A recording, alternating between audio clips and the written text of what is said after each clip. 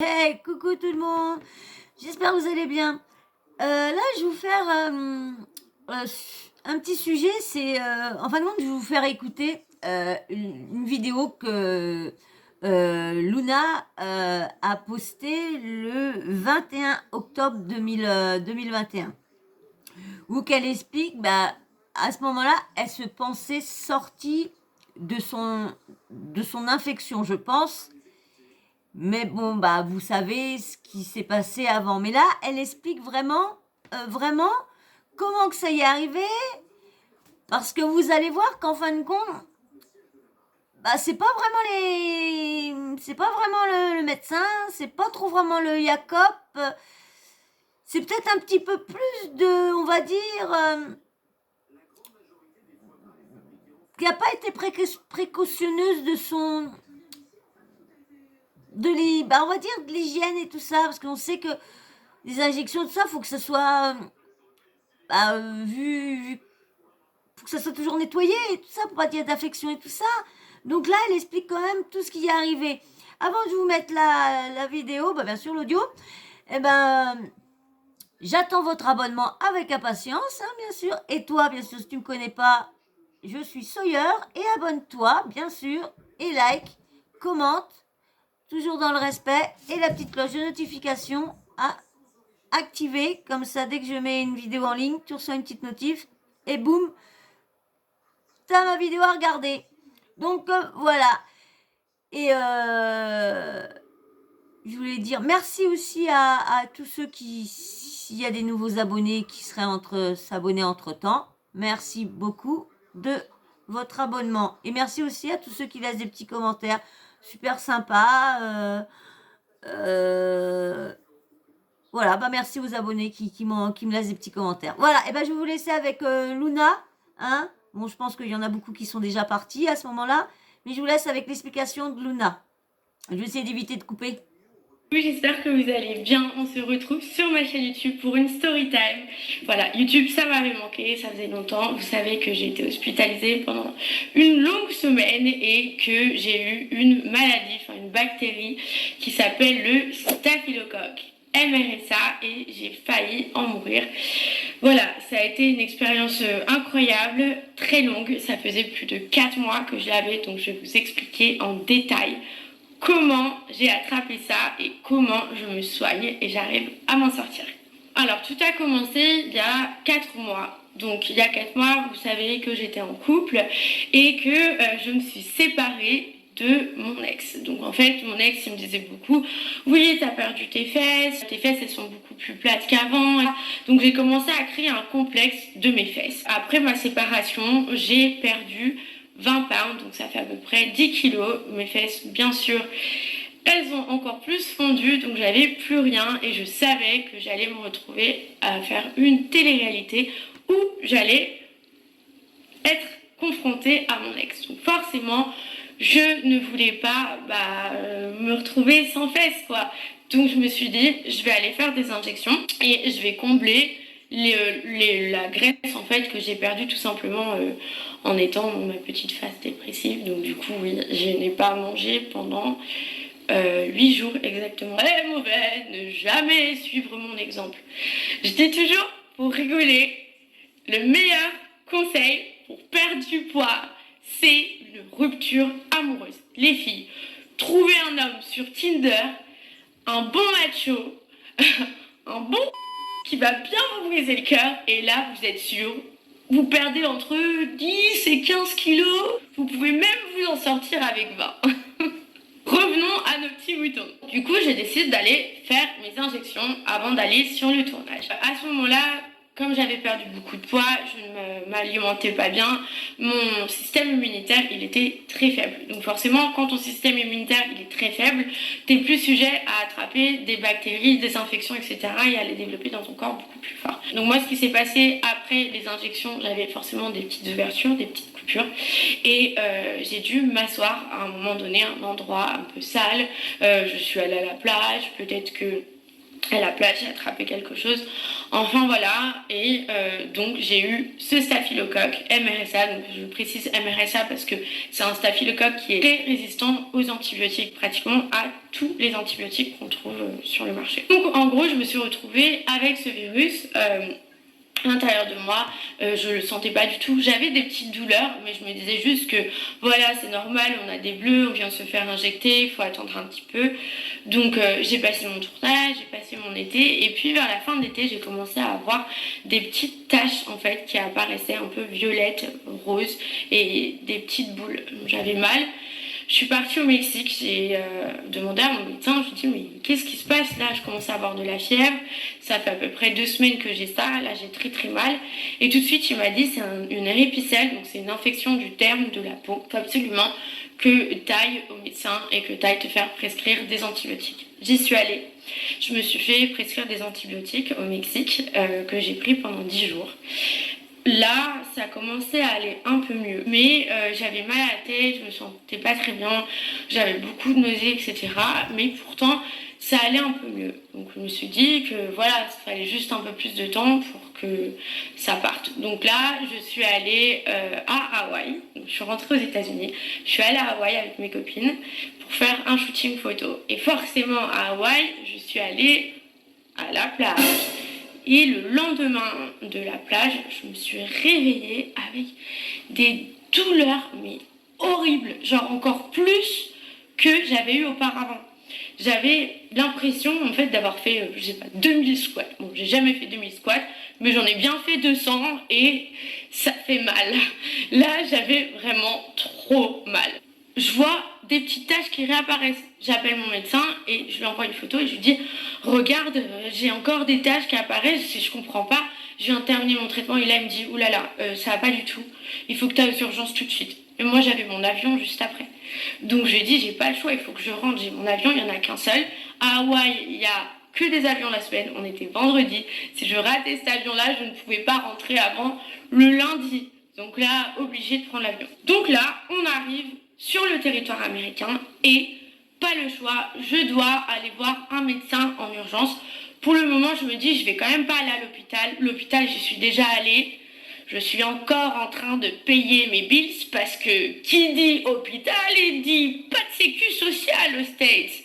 Forcément, là, tu te dis, ouch, t'as mal au cul avant même d'y avoir mis les pieds. Donc bon, tu réfléchis 2 fois.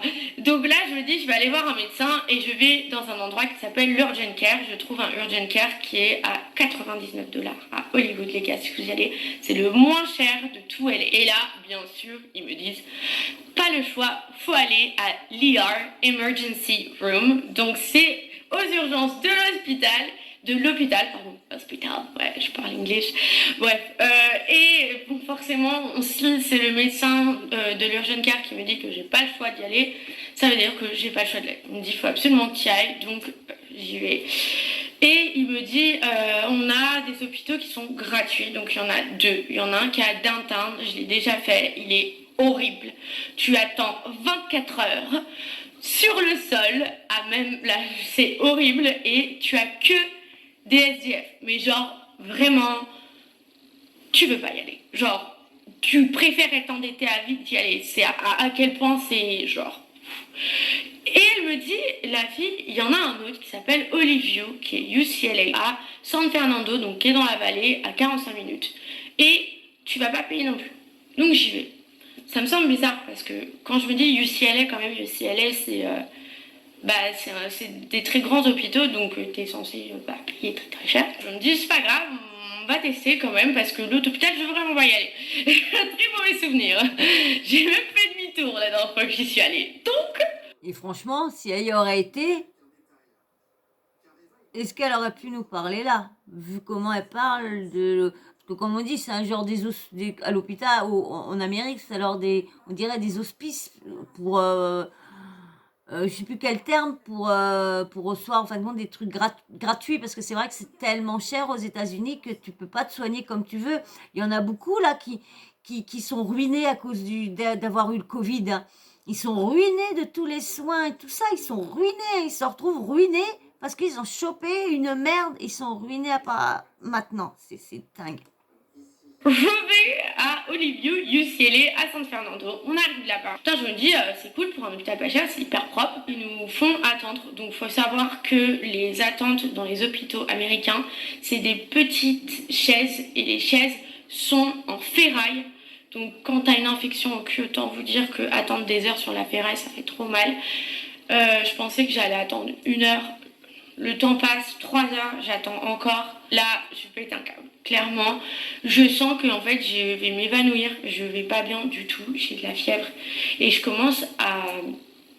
Désolée, j'ai mal à la tête. Je parle trop fort, je m'auto-fais mal à la tête. Je me sens vraiment pas bien. Donc je me décide de m'allonger par terre. Parce que j'ai trop mal au cul, quoi. C'est des chaises en ferraille. Attendre sur des chaises en ferraille. Enfin bref. Tu ne peux pas t'allonger à part par terre. Je vais m'allonger par terre. Donc ils m'emmènent enfin voir le médecin. Et là, ils prennent soin de moi. Ils me mettent dans une chambre, sur un lit, etc. Je vois à peu près 3 médecins. Ils me disent que c'est très grave et que je vais sûrement devoir rester plusieurs jours et faire des examens beaucoup plus approfondis. Donc du coup, là, je commence à être un petit peu inquiète. Et de là, on passe en service de nuit. Et c'est un nouveau médecin. Et le nouveau médecin me dit... Pas du tout, vous n'allez pas rester, rentrez chez vous, on va vous donner des antibiotiques, ça va aller. Donc là, je suis hyper contente, je me dis, je rentre à la maison, trop bien. L'irresponsabilité des hôpitaux, il y en a certains. Aparté, du coup, je tenais à préciser pourquoi je disais ah c'est trop beau l'hôpital, tout ça. On dirait pas du tout que c'est un hôpital gratuit. Ce n'était pas un hôpital gratuit. J'ai appelé pour une assurance et je suis encore en train de croiser les doigts pour savoir si cette assurance va bien me prendre en charge et si je ne vais pas devoir payer jusqu'à la fin de ma vie parce que ça va être au moins 30 000 $. Je me réveille, j'ai un mal de crâne. Pas possible, j'ai les jambes genre toutes comme ça, j'essaie de marcher, de mettre un pied devant l'autre, j'y arrive pas, j'ai trop mal, je décide de prendre ma température. Et là, 41,5 de fièvre. Forcément, j'appelle mon médecin et là, je commence à délirer un petit peu. Je dis à mon médecin, je comprends pas, j'ai mal, j'ai 41,5 de fièvre. Là, il me dit, oulala, va tout de suite aux urgences, t'as pas le choix. Sur le coup, je n'ai pas envie d'y aller parce que je sais que la dernière fois, j'y suis allée une journée et que je vais déjà en avoir sûrement pour 30 000 balles. Et que là, si j'y vais, je vais être hospitalisée, c'est sûr.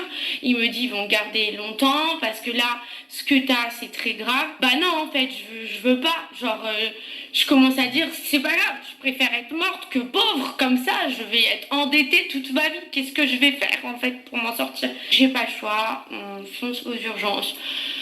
De là, aux urgences, on attend 8 heures. 8 heures, pareil, assis, j'ai trop mal, du coup, rebelote, je m'allonge par terre, la sécurité vient et me vire de par terre. J'ai dit à la sécurité que j'en avais strictement rien à foutre, qu'ils pouvaient me virer de l'hôpital, je n'irai pas m'asseoir, j'ai trop mal, je camperai allongée par terre, au milieu des microbes. Les médecins sont venus me voir et m'ont dit, mais vous savez, vous pouvez attraper un staphylocoque en étant allongée par terre. Je leur ai dit, mais j'en ai déjà un.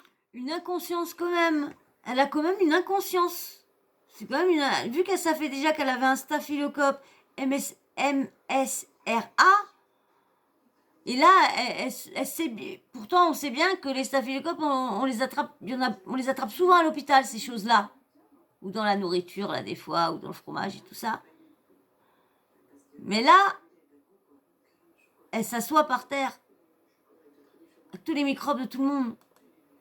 Donc, au pire, je peux pas en attraper un deuxième. Je suis déjà dans la pire des situations, donc prenez-moi, mais moi, je ne peux pas m'asseoir. J'avais tellement mal, je pleurais et je prenais des antidouleurs. Au bout d'un temps, ça y est, ils me prennent en charge, enfin, et ils me mettent dans une chambre à part. Et rebelote, encore la même chose, il faut que j'aille faire un scanner, bien sûr les urines, donc on va faire le petit pipi, plus les analyses sanguines. Pourquoi les analyses sanguines? Donc là, ce coup-ci, ils veulent voir l'évolution, en fait, tout simplement, de la bactérie dans mon sang, donc à quel point c'est dans mon sang, et ils vont faire des cultures de mon sang. Donc, pour tout simplement, en fait, prendre mon sang, le séparer en plein de petits, dans plein de petits endroits différents et le tester en fait au microscope avec des antibiotiques parce que eux ont compris directement que c'était pas un staphylocoque normal mais que c'était le staphylocoque MRSA. Donc on l'a testé, ça a mis beaucoup de temps forcément, ça met 2 jours, donc on a attendu 2 jours et pendant ces 2 jours c'était très compliqué, c'était très dur pour moi, j'avais mal, du coup j'étais sous morphine, je me souviens pas grand chose à part avoir dormi encore et encore et d'avoir eu Marion qui m'a ramené ma nourriture préférée. Ça je m'en souviens quand même, hein Marion. Après les 48 heures d'attente, mes cultures sont enfin arrivées et on a trouvé un médicament qui a l'air de marcher, mais c'est un médicament qui ne se donne que par voie intraveineuse. C'est un médicament très fort qui s'appelle vancomycine. Je sais même pas, en vrai là j'allais regarder, mais c'est revenu à ma tête entre temps. Qui s'appelle la vancomycine, donc c'est un médicament qui est extrêmement fort et qui se donne uniquement par voie intraveineuse, donc par perfusion. Donc c'est parti pour des longs jours de perfusion, génial.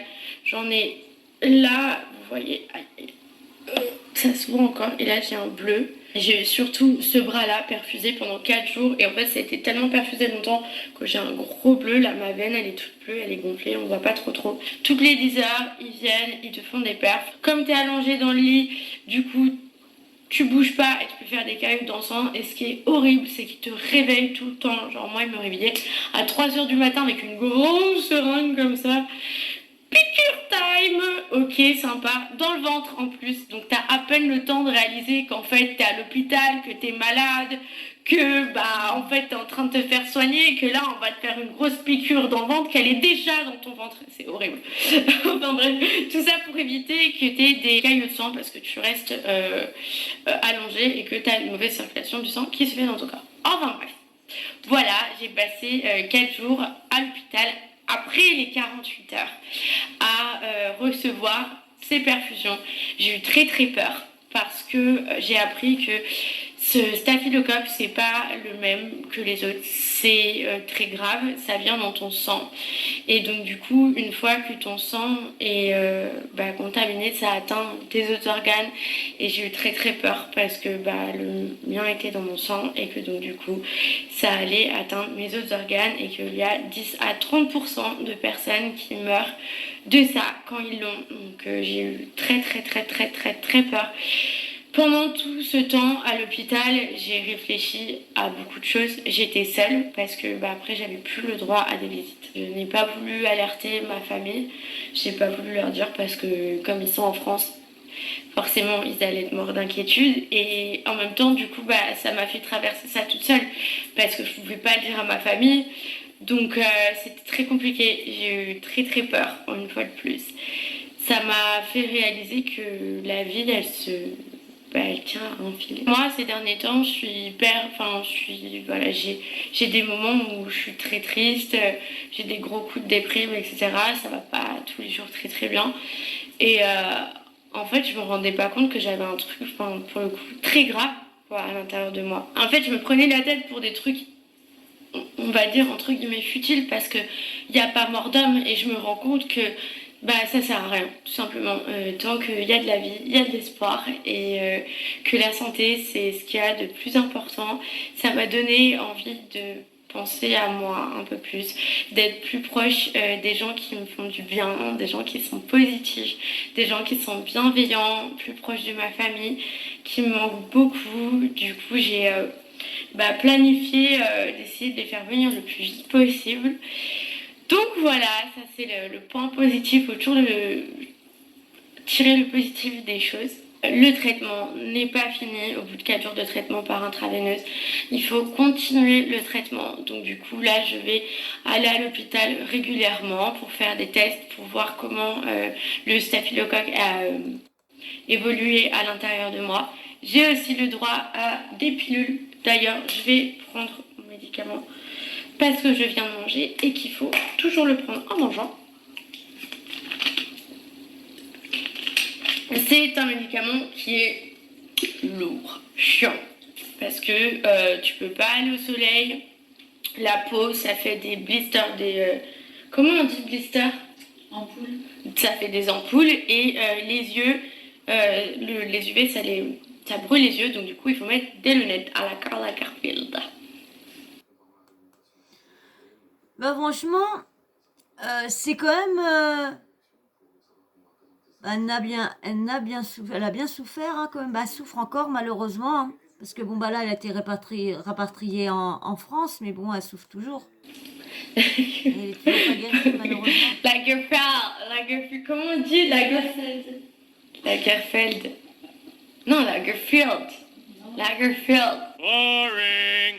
Et pendant un mois, je n'ai pas le droit d'aller à la piscine, d'aller dans des jacuzzis, d'aller à la plage et tout. Oui, je sais, la vie est dure. Mais bon, moi j'habite en Californie, donc j'en profite quoi. J'ai une piscine dans le jardin, je peux pas en profiter. Il y a pire, mais ça fait chier quoi quand même. Donc bon, tout. Elle peut bien attendre un mois. Elle est tout le long de l'année au soleil. Là c'est quand même pour sa santé, c'est quand même pour son bien-être à elle. Tout est bien, qui finit bien, même si ce n'est pas du tout fini, Pardon. parce que j'ai encore plein d'antibiotiques à prendre, j'ai encore plein de check-up à faire à l'hôpital, etc. Mais on croise les doigts pour que ça ne revienne pas une énième fois. J'ai trop peur. Malheureusement, je fais très attention. Je prends des bains avec de l'Epsom salt, c'est du sel spécial en fait qui désinfecte 2 fois par jour. Je me lave avec un gel douche antiseptique. Je dois mettre de l'alcool. Enfin bref, c'est tout un truc, mais je suis trop contente. Pour moi, je suis tellement heureuse d'être rentrée à la maison et puis d'aller mieux. Voilà, j'ai mal à la tête, mais je m'en fous. Je suis vivante, je suis bien et je suis dans la direction d'aller mieux. Et je tiens à dire dans cette vidéo, je sais que ça va être, c'est un peu bête parce que en fait quand j'en parle, ça me fait des émotions de ouf parce que j'ai reçu de l'amour de gens que genre ça fait des mois que je vais pas très bien et que je me sens des fois seule et tout, même si voilà heureusement j'ai Marion avec moi tout le temps et en fait il y a eu plein de fois où j'en avais marre et que je voulais juste que ça s'arrête. Et en fait quand j'ai su à l'hôpital que j'étais malade et je me suis dit je vais peut-être mourir, sur le coup je me suis dit comme ça au moins j'aurai pas mal tous les jours, genre ça sera fini. Et en fait, non, c'est trop horrible de penser comme ça. Et quand j'ai vu vos messages et tout, ça m'a fait trop du bien. Et ça m'a fait me rendre compte que non, en fait, je suis bête de penser comme ça. Et que dans la vie, il faut se battre parce que tant qu'il n'y a pas mort d'homme, il y a de la vie, il y a de l'espoir. Et que, en fait, le bonheur, c'est un état d'esprit. Et qu'il faut juste tout simplement aller de l'avant et vouloir être heureux.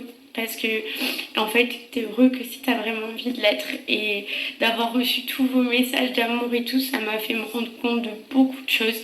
Ça a été énorme pour moi. Genre, vraiment, j'ai pas répondu à tous les messages parce que j'en ai eu trop. Mais je vous aime trop. Et avant les réseaux sociaux, pour moi, c'était pas forcément... de la même manière dont je le vois maintenant, mais pour moi maintenant je pensais jamais penser ça des réseaux sociaux, mais c'est une vraie famille, c'est énorme en fait, je me sens trop proche de vous et je vous aime trop. Je vous remercierai jamais assez d'avoir été aussi de m'avoir donné autant de soutien en fait dans cette épreuve où comme je voulais pas en parler à ma famille, j'avais personne à part vous. Et du coup, vous avez été ma famille pendant ce temps-là et je vous aime trop. Voilà. Bon, c'est la fin de cette petite story time.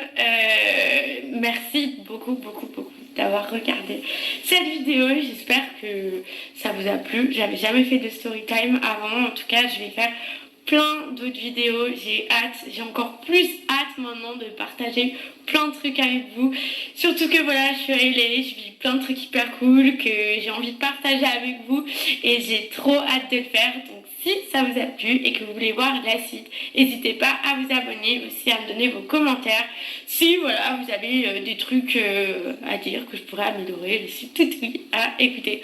Je vous fais plein de bisous. Voilà.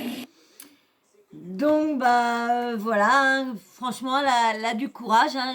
J'avais vu qu'elle avait fait, comme je vous dis, je regarde partout, puis j'avais vu qu'elle avait fait une vidéo où qu'elle expliquait du début jusqu'avant. Mais normalement, elle a d'autres trucs qu'elle devrait redire. Parce que normalement, il paraît, hein, que j'ai vu sur l'Aja de Samzira, il paraît qu'elle aurait reçu, alors c'est entre guillemets, hein, il confirmera peut-être, Samzira, ou comment dire, quand elle ira mieux, Luna, elle fera une story time qu'elle a dit pour expliquer tout comme elle a fait là. Et il paraît qu'elle aurait reçu une caille, on va dire, plus de 80 injections dans les fesses. Donc, est-ce que c'est 40-40 ou est-ce que c'est 80-80? Et normalement, ça serait entre 7 et 10 injections par fesse. Émilie Amar en a reçu 16 et 17 dans une. 16 dans une et 17 dans l'autre.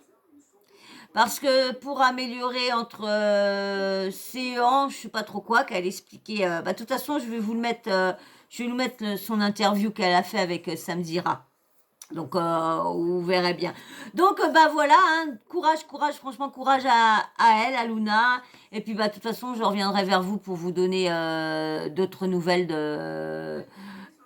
d'elle, pour savoir son état, si ça s'améliore, si elle est toujours pas bien ou quoi. Donc, voilà. Donc, s'il y a encore du monde qui est encore ici, merci d'avoir regardé la vidéo jusque-là. Hein, je remercie tout le monde. Et bien sûr, si vous n'êtes pas abonné, abonnez-vous. Hein, Didi? Faut qu'il s'abonne. Hein, faut qu'il s'abonne. Donc, abonnez-vous. Si vous voulez revoir le petit Mimi, vous voulez voir tous, abonnez-vous, likez, commentez et la petite cloche de notification d'activer, comme ça, dès que je mets une vidéo, paf, vous recevez une notif, comme ça, vous n'avez pas d'excuse d'avoir loupé mes vidéos. Voilà, et je vous fais de gros bisous, puis je vous dis à très vite. Ciao.